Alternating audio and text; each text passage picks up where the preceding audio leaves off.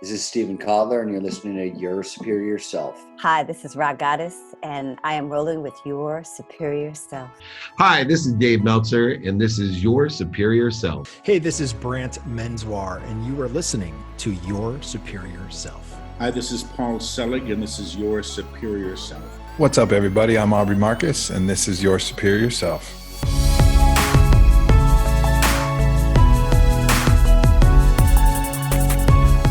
What is up, beautiful people? Welcome back. I'm Trey Downs, and this is Your Superior Self. Thank you guys for taking the time to download. Thank you for hanging out with me today. Please, if you haven't already, hit subscribe and leave a rating and a review wherever you get your podcast from. It helps me scale this. It helps me get this out to those who may need to hear it the most. And I think a lot of people need to hear today's episode with today's guest, Gary Ramsey, because Gary's life changed in a split second when a doctor told him that they had found a tumor caused by cancer cells, or renal cancer cells, and basically said you could die at any minute. You could die at any minute. And the only options that you have are two hospitals that do this type of surgery within 50 miles of our location now, which is New York City. So you had two options within 50 miles to get this treatment done, because this type of cancer, the way it had developed, this tumor is so sensitive that only two locations could operate on it. So what did Gary do? Well, something untraditional, something so different that a lot of people did not agree with what he was doing. A lot of people did not. But he still had the courage to make that decision. He went and did the thing that he knew in his gut he needed to do. And here's a little preview of that. And I was walking towards this park. There's a little park by the doctor's office. And I started walking towards it. And it was a beautiful day. The breeze, it wasn't too hot, it wasn't too cool. It was perfect, late in August. And all of a sudden I saw all these kids playing in the park, and their nannies and their mothers and fathers and people and old people and women and people on walkers. And all of a sudden it hit me. I was like, oh my God, anybody can die at any minute. And the only difference between me and them is I have these papers in my hand that prove to me that it's going to be me. But how do we know any one of these people are going to make it to dinner tonight? And that clip is of Gary explaining his moment of bliss. That's right, you've heard me right. After given the terrible news that you could die at any moment, there is a follow-up of a moment of bliss. And Gary talks about that in this interview. And Bliss is also the title of his new book, which I highly suggest that you go get. It is it can be transformational for anyone who reads it. It could be a source or a tool of encouragement and inspiration. So I highly suggest that you guys check it out. And I apologize for the crackling and the more annoying sound of my voice. I'm battling a cold right now. And yeah, but I won't delay this amazing interview much further. If you want to find out more about the show, you can go to traydowns.com, follow me on Instagram at tdowns80, and connect further. And I want to know about your journey. I want to know about what you're doing, about your transformation, however that looks for you. All right, guys, so without further ado, here's the great and powerful Gary Ramsey.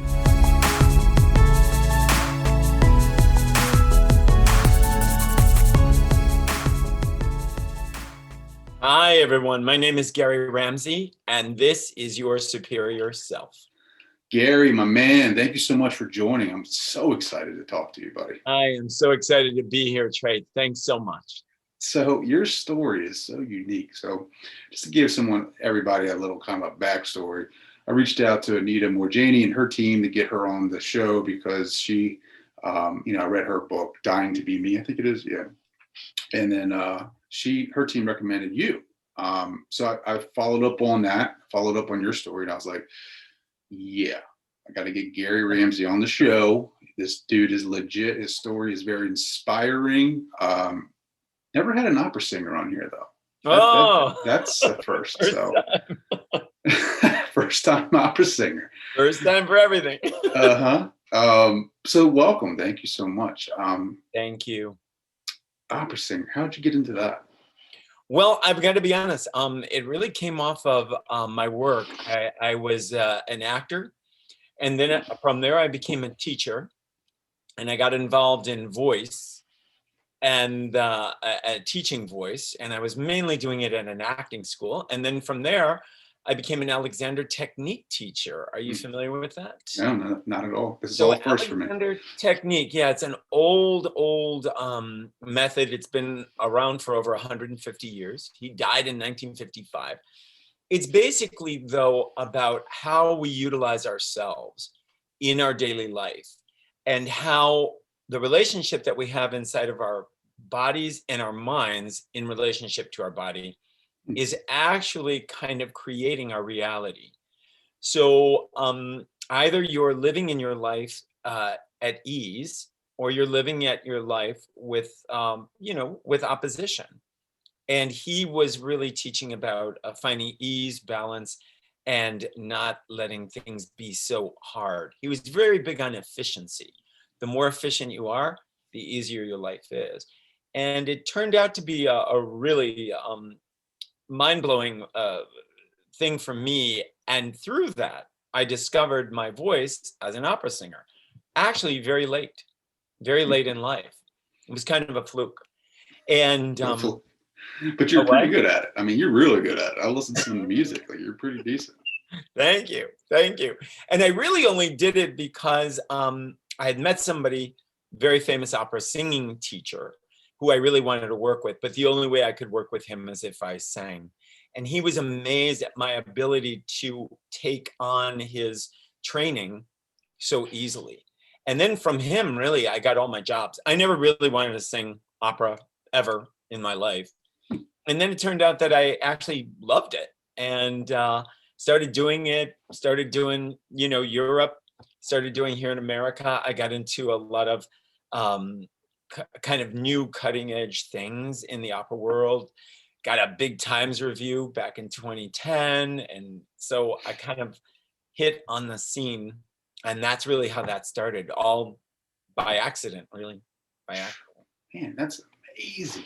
People stumble upon that, right? And but that theory you were talking about before, like the ease of life, like the mindset, the body, the soul, the spirit, all being one and being one with that. And absolutely, I am all about that, my friend. And that was my salvation. I mean, that turned out to really set me up for what was to come. I cannot wait. So let's go ahead and get into that.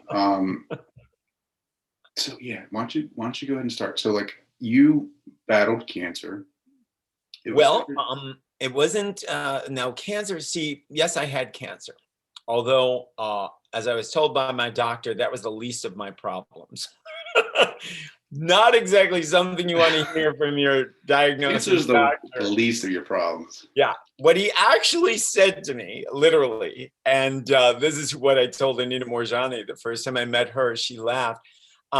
But he literally looked at me, all my test results were in. I came back. I knew something was off and not well. And he looked at me and said, "You can die at any minute." And I just went, "What?"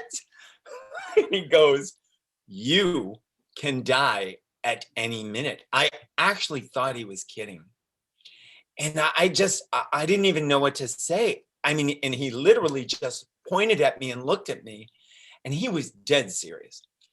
And I said, "How?" And he said, "Well, first of all, you have cancer." And he said, "But that's not a problem." I was like, "Oh, so I have the worst." Cancer, but that's not a problem. I go, "Okay."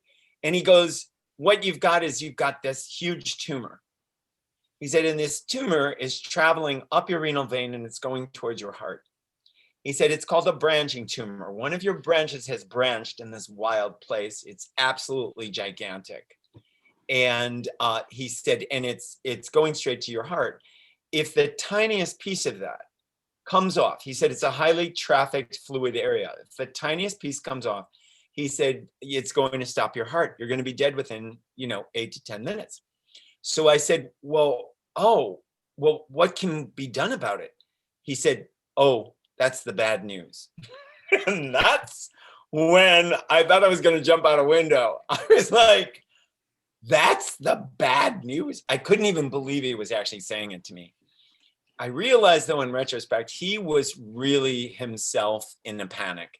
He was, I think, kind of shocked because, as he said, I was looking really good. I didn't really I had symptoms, but they weren't that serious.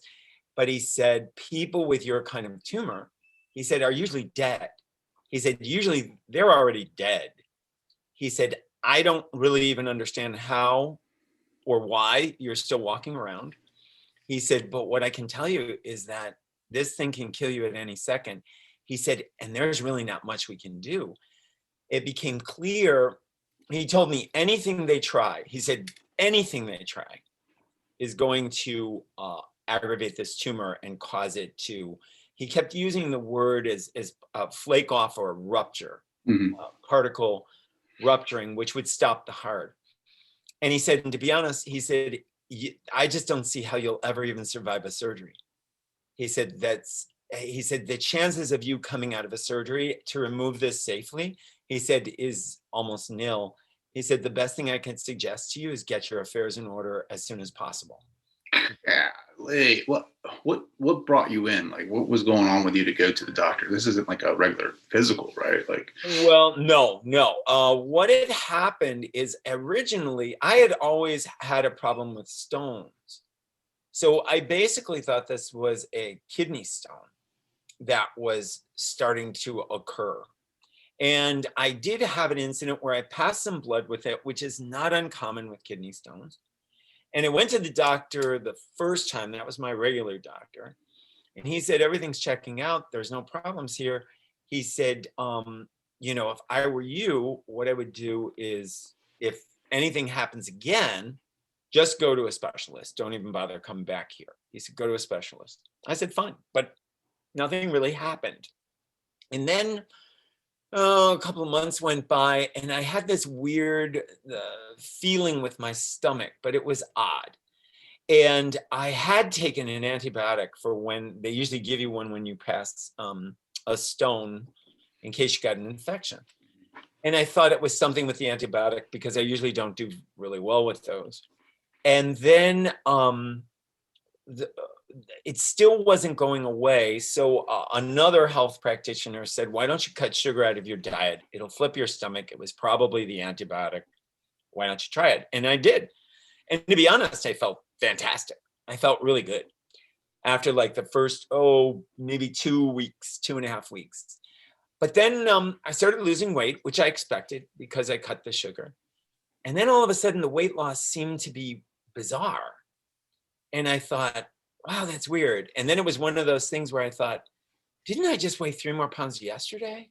And then I'm like, no, maybe I was wrong. Maybe the scale's off, maybe this, maybe that. Well, anyway, then it became apparent the weight loss was getting more. And then I passed blood again. And by that point, I had already made another appointment with a specialist. He was a urologist, and which is what I was told to go to. And so I went in there, I did all the tests, and then, we got the test results, and that's when he hit me with, you can die at any minute. Cancer is the least of your problems. And cancer is the 7 minutes, you could be dead. And when he first said it to me, I felt better. I actually felt better for you knew what was happening. Fleeting moment. I was like, oh, I've got cancer. It's not so bad. And then he says, no, because you're probably going to die and there's nothing we can do. And that's when it really then the world became surreal in that 5 minutes. Everything kind of, It's so weird. It felt like everything outside was moving fast, but everything inside was moving slow. And I remembered telling him, I said, well, like if I do something about this, what should I do? He said, the only hospital you can go to is Sloan Kettering in New York. They're the only ones who will be able to handle you. Maybe, he said, Hackensack in New Jersey. He said, those would be your only two choices. He said, I wouldn't go until you have all your affairs in order. He said, because I really don't believe you're going to come out. He said, and to be honest, you may never make it there anyway. So do the best you can from now until, Yeah. And for some reason, I looked at him and I said, well, can I have all my test results?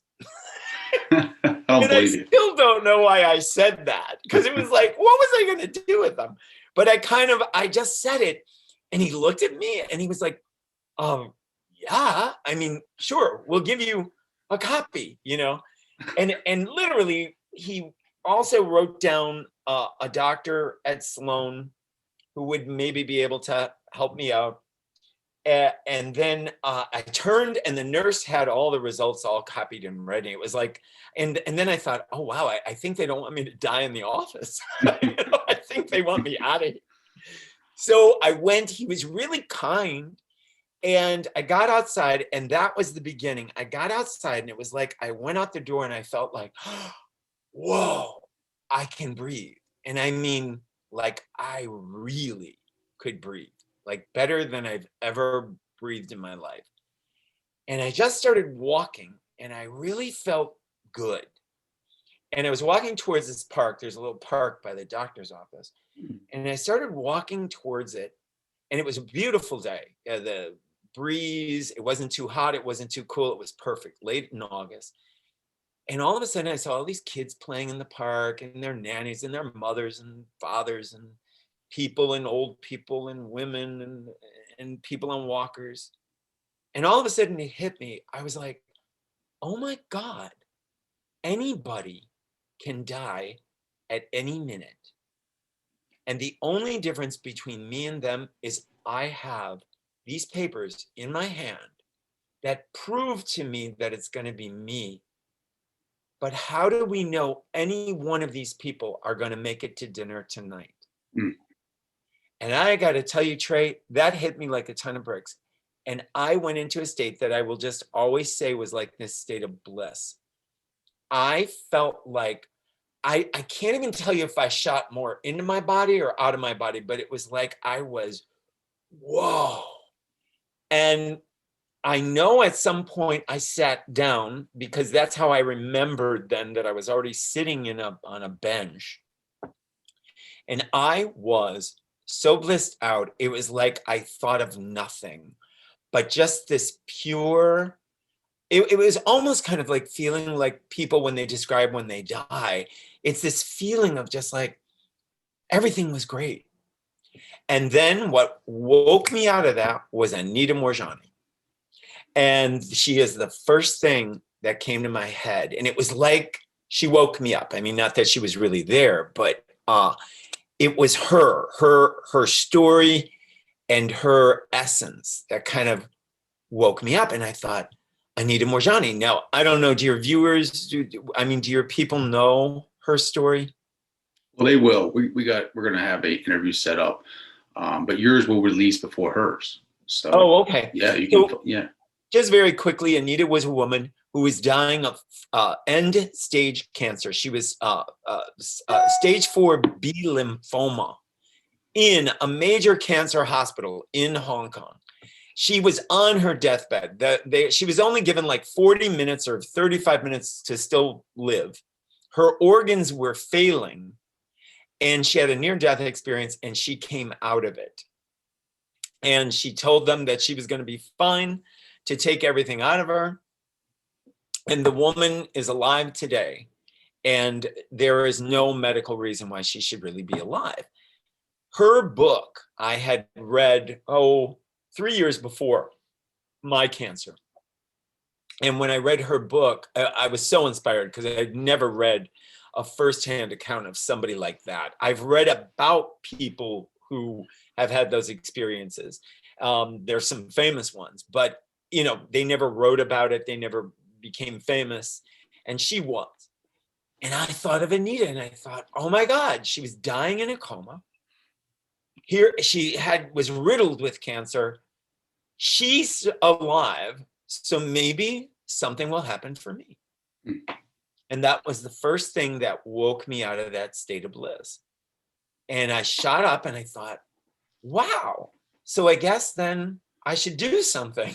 And I thought, I wonder what I should do. And I honestly was still blissed out. I couldn't think, like, what should I do? And then I remembered the doctor said you should tell somebody, because nobody knew except me, him, and the tests. And so he said, and I thought I should call my sister. So that's how it started. I, put a call. I started telling people. And of course, no one would believe me. It was really hard. I realized that just telling somebody that diagnosis was almost next to impossible. It took me longer to explain it than it actually did to accomplish what I needed to do. And then finally, I did make calls. I was going to do an opera in Dallas, Texas, as a matter of fact. I had to call the producers. I canceled that. They were in complete shock. And then as I finally arrived home, and this is a while, this is already took probably about an hour and a half. I put the key in the door and it hit me about Farrah Fawcett. I remembered Farrah Fawcett, and you might say, like, why? Well, when Farrah had her cancer and she was dying, she was very, very sick, they flew her to Germany.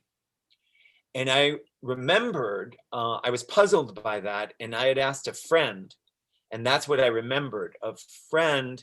I said, why would they fly a dying woman to Germany? And they said, oh, Germany has some of the top cancer treatments in the world. So all of a sudden it popped to me, why don't I go up and research Germany? Well, like, why don't I just fly up the stairs, and maybe there's something in Germany that they don't have for my tumor. And I thought, oh, but what's the odds of, how am I going to do this? But I didn't care. And I got on and I started going through Germany, and I'm going through these clinics, cancer clinics, and all of a sudden a pop-up comes up on the right side of the screen. And it's this beautiful, it looked like a palace. I actually thought it was a palace. And I looked at it and I thought, oh my God, if I'm going to die, that's where I want to die. And do you know that place was a medical clinic in Mexico? Really? I couldn't believe it. And when I checked it out, I started reading. I thought, oh my God, it's a medical clinic. And then as I started reading, they dealt with cancers. And I'm thinking, oh shit. And then I was getting like, this is unreal. This is just too unreal. So I hurried up, I clicked on it. There was a number. And I thought, well, why not call? I mean, he's telling me nobody can handle me except for Sloan, and they're going to kill me. So what have I got to lose? I'll call up Mexico. Sounds like a nice place to go anyway. So maybe I'll just go, what the hell? So I call on them up. The woman answers the phone. They have a connection here in the States. And her name was Micah. And I'm explaining to her about, I have this deadly tumor. She goes, yes, we are familiar with those. And I said, what? And she said, we're familiar. I said, well, I was told these are unusual and that they don't happen a lot. And she said, yes, that's true. And I said, well, then why do you know about them? And she said, oh, because a lot of people come here when they have those tumors because we have a better success rate. I said, you're kidding me. And she goes, no. She said, I'm totally aware of those tumors. I said, well, what is it that what is better? She said, well, first of all, we don't see them as deadly, and we don't just operate on them like they do in the States. She said, generally, if you just operate on the tumor, it fractures and the person dies. And I said, well, what do you do? And she said, well, we do a variety of treatments, pre-treatments, to try to stabilize the tumor. So I was like, stabilize the tumor? What's that?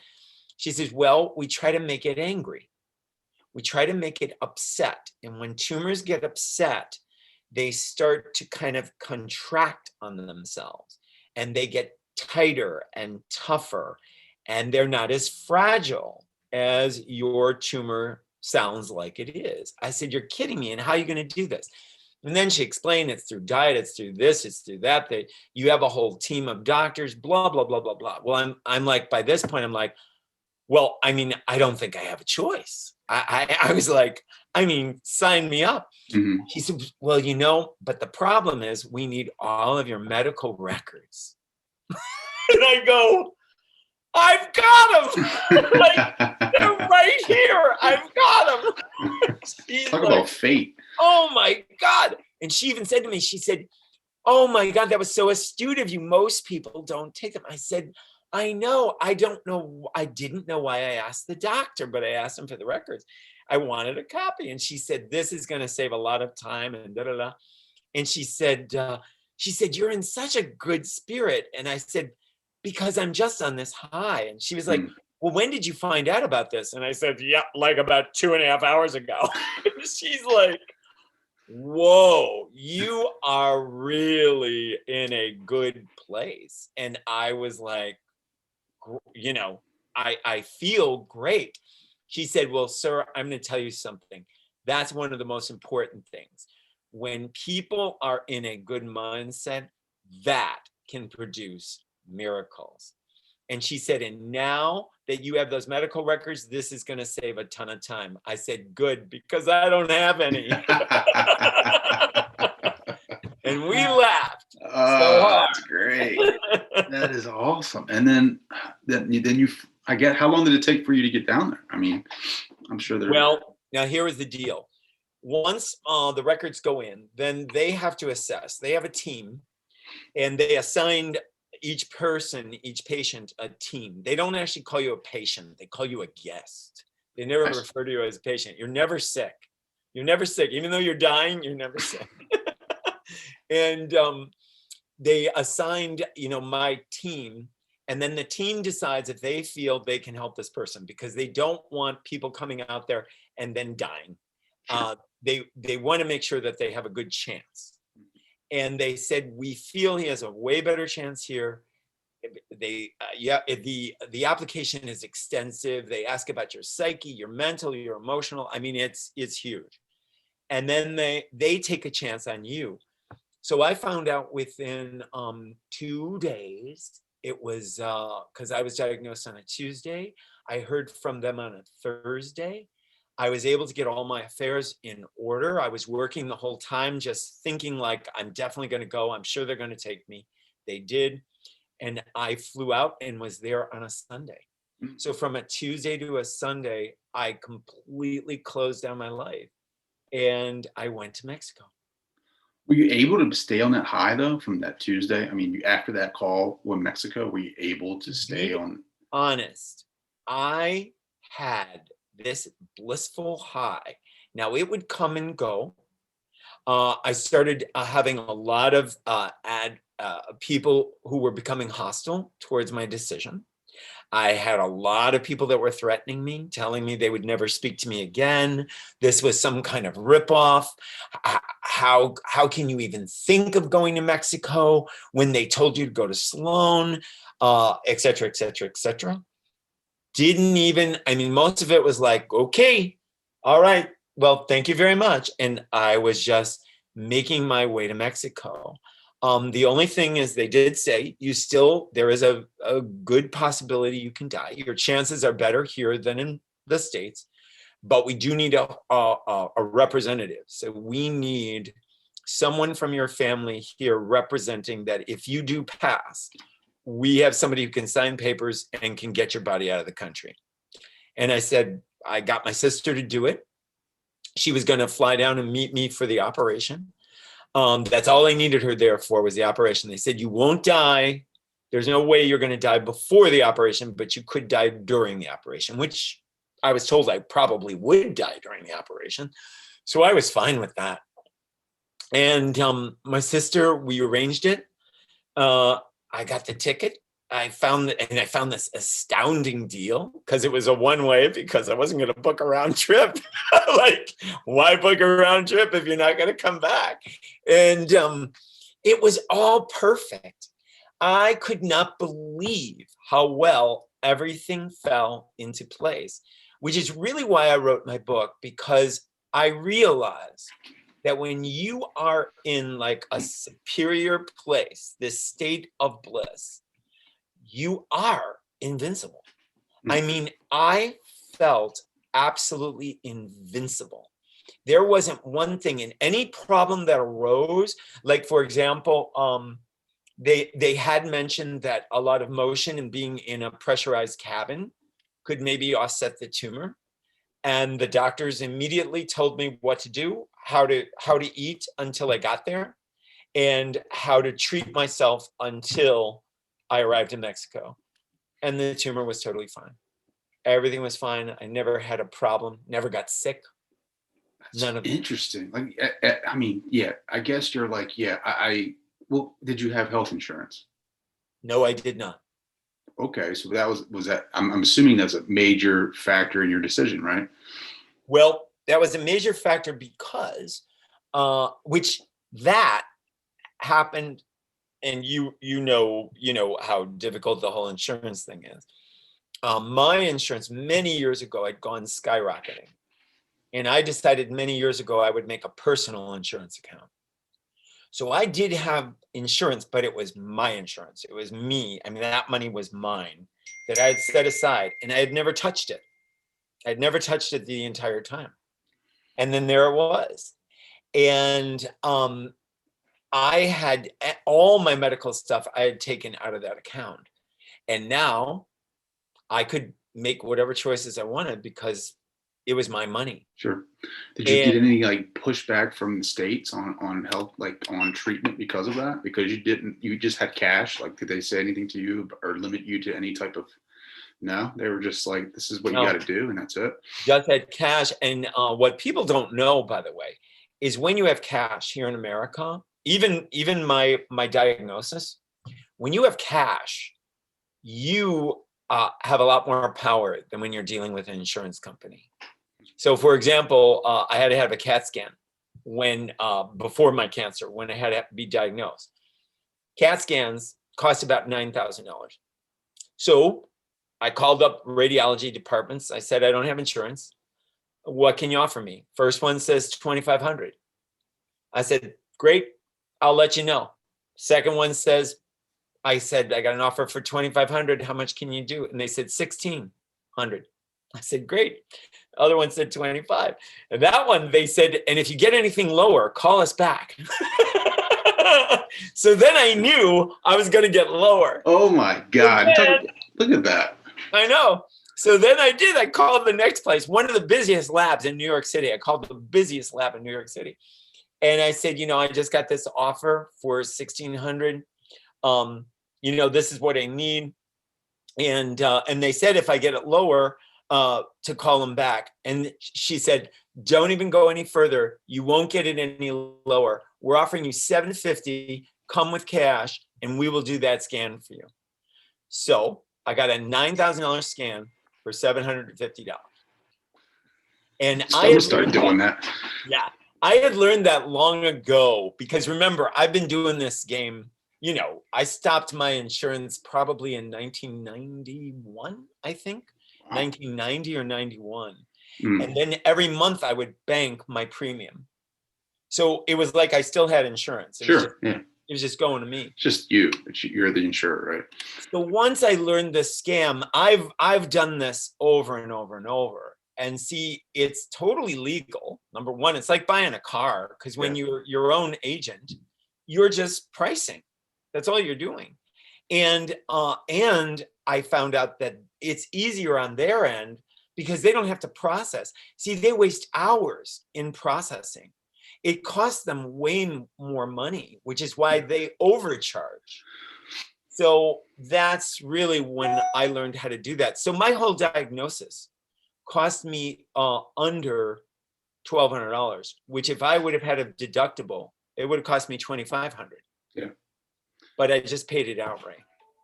And So- then of course Mexico, I paid Yeah. that outright. Talk about that Mexico. Like, you get down there, like, is it the same as the picture, the castle? Like, is everything like the same as far Oh as my what your God. expectations were? It was Paradise Island. Yeah. It is Paradise Island. It's called Son of Eve, and it's right on the Baja. And the every room, which is, you know, like a spa, really. The rooms are gorgeous, you know, they're huge. Every room has a balcony, and every room for the guests faces the ocean. There is not one room that doesn't face the ocean. You get your private room, and then within your room, you have a guest room in case, like me, I needed my sister to come down. That's her room off of my room, which is a smaller room, but I mean, the room was huge. You know, I had a living room. I had this beautiful terrace, huge double doors. You know, it was just fantastic. Yeah. And they take care of everything. They dress you, they feed you, all the amenities. In fact, they ask you, please don't bring a lot with you, because they say, we will provide you with everything. Toothpaste, all of it, because they don't want anything impure touching you. So their water is purified. I mean, it was just unbelievable. Mhm. And because I was considered, by the way, I was there, all of us were dying. I was there, every person I was with, they were either terminal or like me, dying. I was considered a high risk, however, because I had this, you know, this thing that could rupture. So, and you know, when you're there with all of these people who are basically in dire circumstances as well, you start really learning a lot. And I started seeing how healing really works. It has a lot to do with mental. It has a lot to do with emotional. It has a lot to do with spiritual. It has a lot to do with also how you're seeing the physical and what they're doing for you, and how you're working with it or working against it. They do offer all kinds of modalities. But with me, they really wanted to stabilize this tumor. And that's what they kept calling it. We're going to stabilize. And they wanted to stabilize it without killing me. And unfortunately, they had to starve it. And to starve it, they were nourishing me with really good stuff, but it was devouring me. So then the real game became, can they keep me healthy enough for the surgery and still weaken the tumor, or actually strengthen the tumor? The tumors get stronger when they have to work harder. Sure. But they didn't want it to break apart. So I dropped a lot of weight. I went down to like 136 pounds. I was a little below 4% body fat. Wow. And then they went in to do the surgery because they saw a window of opportunity to do it, and it worked. How long was the surgery? Did it.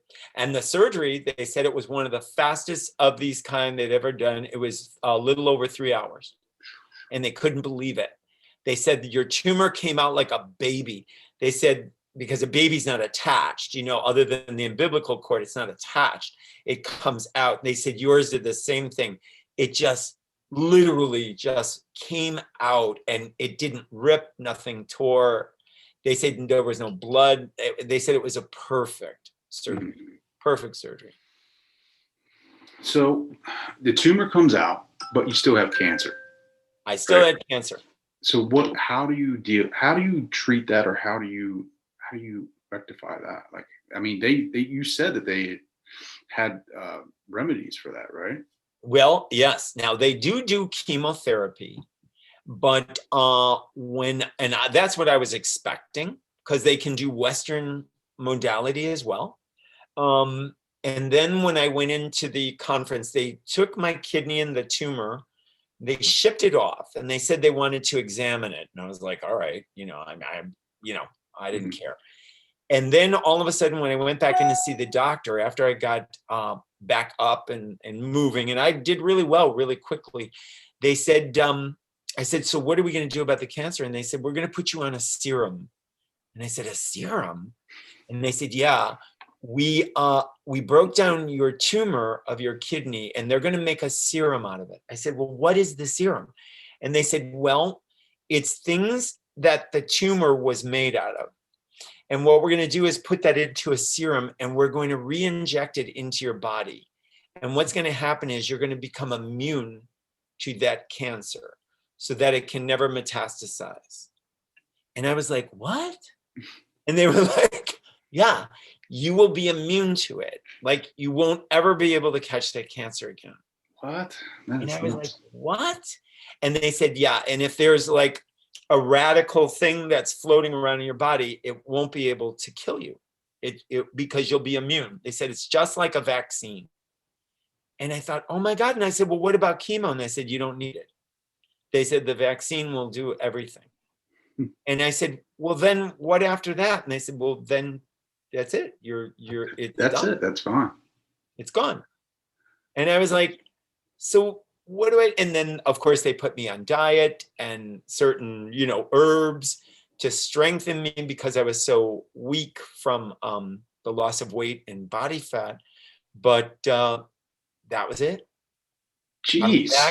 I was back at work 6 weeks from the day I took off to Mexico. And you're back at work in New York. In New York City. So you go from 6 minutes, probably going to die in 6 minutes, to 6 weeks back singing opera. Yeah. That is amazing. That is just awesome. And that is just like, I just love how like in that moment of like the worst news of your life that you could possibly get, you could die walking out of the hospital. Mm-hmm. You had this vision of looking at it differently than some people. Like it was like this, like you talk about the bliss, you talk about the higher consciousness feeling, that happiness that Anita talks about in her book, that love, that oneness, right? Like that just, I can't word it other than bliss. Yeah. You chose to use that and energize yourself to the point where like the universe is like throwing you clues, right? Like you got the Anita idea. You're coming into your house and you think about what you said to your friend about Germany, and next thing you know, you're researching Germany, right, for treatments, and then you come across Mexico. And who would have thought? Like me personally, I'm thinking if you go to Mexico for any type of surgery, you're coming back with missing body parts and things on the black market. Like I'm not relating Mexico to being like a cancer location where they're going to cure me. But it sounds like like you said, they have a different viewpoint on the healthcare system down there. Yeah. Like it's not like we're trying to catch up to this thing. We're like trying to like you said, just take a different approach to it, different mindset. That's right.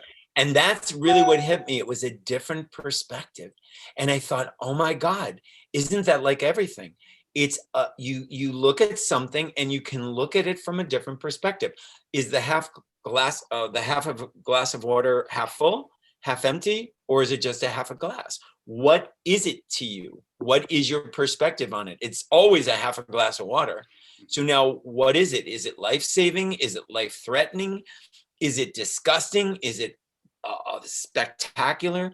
And that's really when I realized that this whole healing game is so much about perspective. Mm. And I do realize, like my wonderful diagnosis, you could die at any minute. A lot of people I met, especially from the States when I was in Mexico, were given equally horrible death sentences, basically. I mean, that's what almost all of us there had gotten, death sentences. There was no positive sentence. Mexico was giving you more of an uplifting perspective. And that, yes, you might die. And they didn't say I wasn't going to die, but they showed me where that could be averted if we could manage this tumor in a different way. Whereas the States was basically saying, no, there's nothing we can do. If we touch you, you're gonna die. And that was the mind-blowing part, a perspective shift. And when you really think about it, let's be real. that's how different countries are. I mean, they have different perspectives on all kinds of things, the way to live, the way to eat. They have different perspectives on food, on all of that, on the economy, on cost of living. It's all a perspective. And that was the most powerful thing really for me. And that's what I now help people with who have cancer. I try to see if I can help them to kind of raise their consciousness a little bit and see it from a broader place.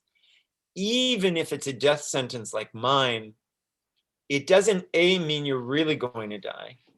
And if you are going to die, one thing I was adamant about is I was going to make it a great death. I was not going to die a victim. I was not going to die in fear. And I was not going to die having a bad time. That was not going to happen to me. It was like I was going to be in a great place. And so that's my big message to people. And so you wrote a book, though. Your book is called Bliss, and you talk about your story, and you talk about the mindset, you talk about your perspective and how your body can come back from something like cancer, right? Like, so when you're working with these people that have cancer, what are you helping them? Like you talk about raising their consciousness. Is this like through meditation? Is this through like? Well, it's a variety of things. But first I have to see where they're at. Like first I have to get, why are they contacting me? What are they looking for? Sometimes they're just looking for information. Sometimes they're looking to ask me different things. And I've had all kinds of people. Sometimes it's not the person sick because they're so sick, it's a family member that's contacting me. So sometimes I'm dealing with those people.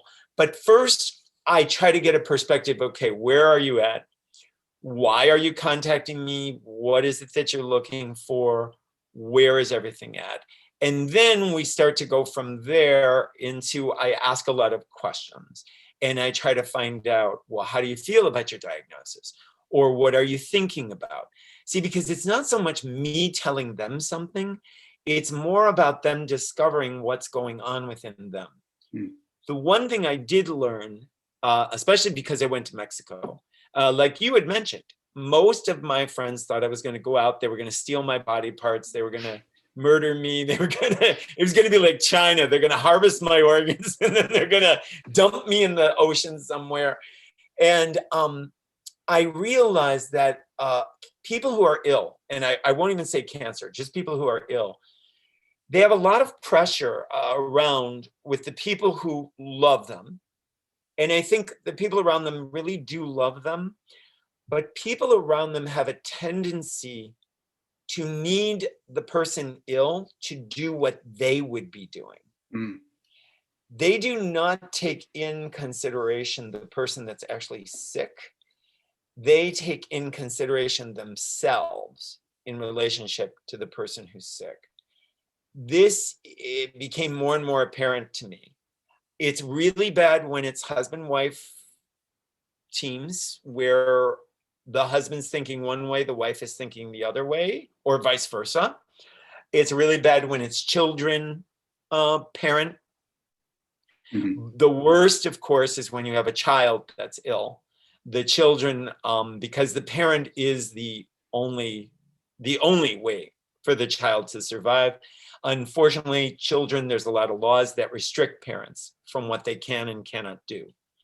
People don't know that, but here in the States, you cannot fly your child out of a country when they're sick. That isn't happening. So that's what I do. I counsel them. And then I kind of look at where they are. And then I say, maybe you should think about this, or maybe you should look into this, or maybe I never advise people necessarily to go to Mexico. Because remember, I can tell you while I was out there, there were people, they were too afraid of it and it didn't work. If you're not vibing with the highest part of yourself, it's not going to work. And, I've seen people with hideous chemotherapy treatments that survived beautifully because they believed in them. And they really, they had a real connection to that kind of treatment. So that's what I advise, that they're really behind their treatment. They're really behind their doctors, whoever they are. They're really behind what they're doing for themselves, how they're thinking, how they're living. And that's really the direction I send people, always. Yeah, because I think a lot of the people that are ill, right? A lot, I mean, maybe not the kids. I'm not 100% sure on that, but I think like the people, we bring it on ourselves, right? Because a lot of the stress we live every day, the mentality that we have, that, you know, that negativity, that just guck that gets on our souls during the week, when we just continuously think about we're not good enough, like we hate on ourselves, we constantly compare ourselves to other people, like all that tension, all that stress releases chemicals in our body that we aren't aware of, right? Like if you do that over a long term, like it does big damage to your body and eventually could lead to some illnesses. But on the flip side, I 100% believe in epigenetics, and that we can, with our positivity and our mindsets and the way that we, you know, along with what we put in our bodies as far as food and nutrition and living a healthy lifestyle and building our immune systems, like we can totally, with a positive mindset, like change a lot of the illnesses that we have, right? Absolutely. With the help of holistic medication, or not medication, but medical care. I think that we can, like you said, right? Like you have said this before, where we are the masters of our bodies, like the inside of it. Like we know ourselves more so than that doctor who was diagnosing you, right? Like he is taking images of your body and basically comparing it to everything that he has experienced, or a database that the hospital has of other patients. It's not necessarily you. Right. Right. I'm a big believer in that, man. Like I just feel like, you know, I've been reading a lot of Dr. Joe Dispenza. And I love Joe Dispenza. Joe Dispenza is the man when it comes to like meditation and bringing that warm feeling, that heart, that powerness, that inner being that you are, bringing it forth inside of yourself, feeling that. Sure.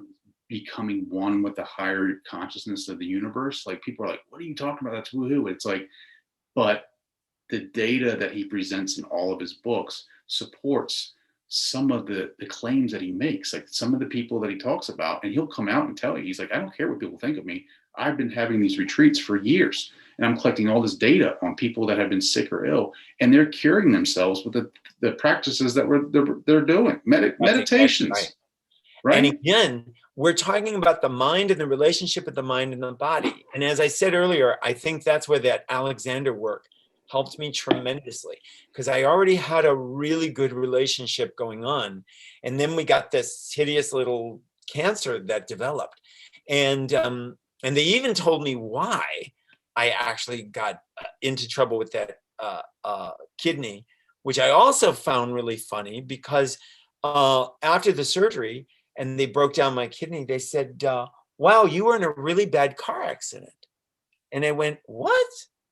And they said, you must have been in a really bad car accident.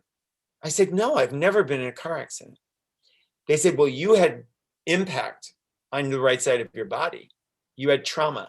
I said, why are you saying that? And they said, it's on the kidney. When we broke down your kidney was traumatized in an accident, and you had severe impact. And you know, when they said that, I was like, holy shit. When I was about 21 years old, I was crushed in a moving truck. It was a summer theater I was doing, and wood fell on top of me. And I was trapped under thousands of pounds of wood for like over a 45-minute period before they could get me out. And I was crushed on my right side. Oh. And I was like, oh my God. And then I said, that accident could cause cancer? And they said, well, no. They said, but what it did was it traumatized the kidney, and your kidney never actually recovered from that accident. Mm-hmm. And then what happens is it's a weak organ, and weak organs are open to cancer.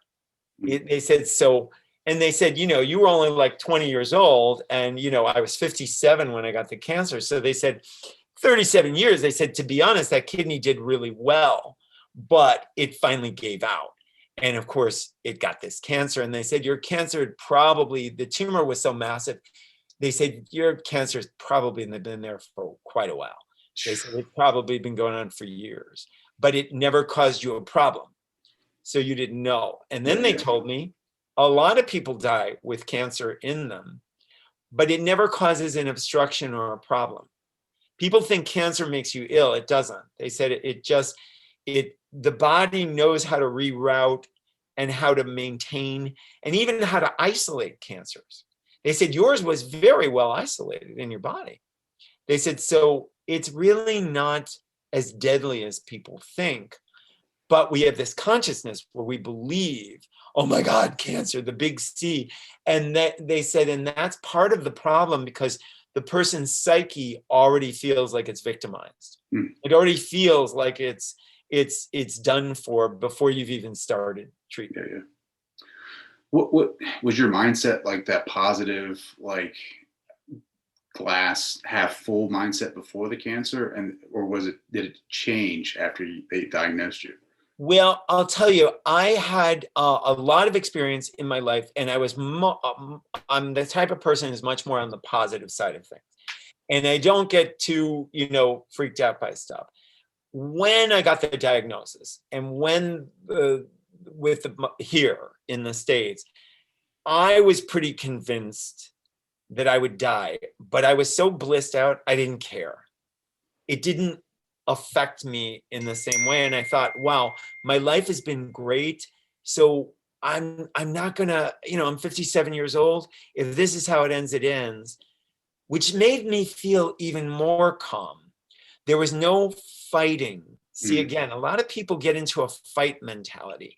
And as we all know, when you fight something, it's a lot of energy. It's a lot of energy to fight something. So I didn't. I surrendered more to it. I found that the more that I surrendered to the disease and the dying, my body was able then to really be calmer. And I was able then to really take in the treatments more fully. And then I started catching on to it. And people would keep saying, that's the attitude you need. All in Mexico, they'd say, that's what you need to do. And I noticed that a lot of patients there, the ones that were doing the worst were the ones who were freaking out. Those were the ones who were actually doing badly. And they would tell me all the time, Gary, just keep up that attitude. Keep it going. Keep it going. And that's when I really realized, wow, this really is a lot about the person's psyche. But I will say, all the people that I was surrounded by in the States, including the doctors, were hysterical. Even my friends, everybody here in the States. When I got to Mexico, it was like a breath of fresh air. It was like, thank God, I now can either heal or I'm going to die at peace. I don't care which it is, but I am not going to be a raving maniac. That's not happening. Your story is just so beautiful. Gary, how can people get your book, Bliss, and how can they reach out to you and find out more about you?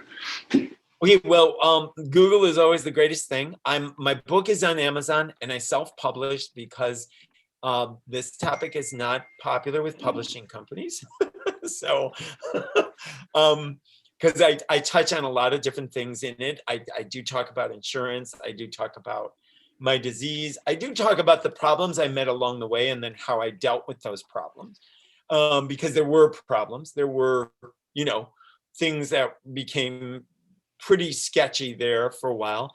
And also how my feeling of bliss, would rise and then all of a sudden something would happen and it would crash. And how I kind of maintained it and how I used my mind and my body to kind of stay in that really great space. In the zone. Yeah, I like in that. The zone, I love that. I love that. In that healing zone. And that's really why I wrote the book, because I met Anita. She heard my story. I did an interview with Anita, and that went huge. Yeah. And I started getting so many people contacting me that I couldn't really, I couldn't devote to each person what I'm devoting, here on this interview. So what I did then is I wrote the book instead, and that was my gift. And then that's what I spread out to people so that they can, and it's helped a lot of people on their journeys to not feel like that this is the worst thing that could have happened to them, because it's not. B, that they're going to die, because maybe they won't, but maybe they will. And C, no matter what happens, if you really are in the right mindset, nothing can harm you. Nothing can harm you unless you allow it. Your suffering is happening because of what's going on in the relationship between your mind and body. That's your suffering. That's your suffering. Oh my God. You hit it on the head, man. I think it was, who did I have on that interview? Gay Hendricks. He said the longest journey of your life is going to be the 12 inches between your head and your heart. There you go. That's a beautiful way to put it. That's a beautiful way to put it. Gary, this has been amazing, man. Like I truly love your story, man. Like I love everything that you got going on. Guys, make sure you go out and get that book, Bliss. I mean, I can only expect you to self-publish since you have your own insurance. I mean, that's you are your own insurer, so it's like I don't expect anything less than you self-publishing your book. And plus, I'm a cancer survivor with no chemo, no radiation, none of that. You gotta write a book, man. You gotta put it out there. Yeah, there's no other way to do it, and it's not going to be like on the New York bestseller list. Yes, but you're like you're on like the world's best-selling list, because it's like you're telling a story that it needs to get out there. Like more people, that New York best-selling list is, it's all political anyway. It's like political, exactly. This is worldly. This is spiritual, man. You're on my list, bro. Oh, thank you so much. Yeah.